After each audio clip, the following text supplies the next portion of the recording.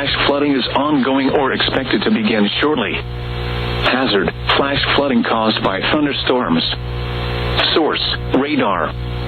Impact, flash flooding of small creeks and streams, urban areas, highways, streets and underpasses, as well as other poor drainage and low-lying areas.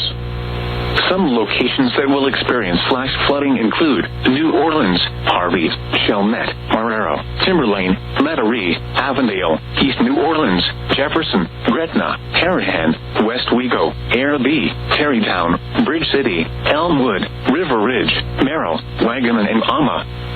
This includes the following interstates: Interstate 510 between mile markers 1 and 3.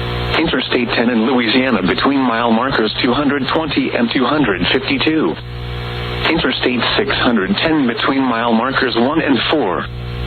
Interstate 310 between mile markers 1 and 3. Turn around.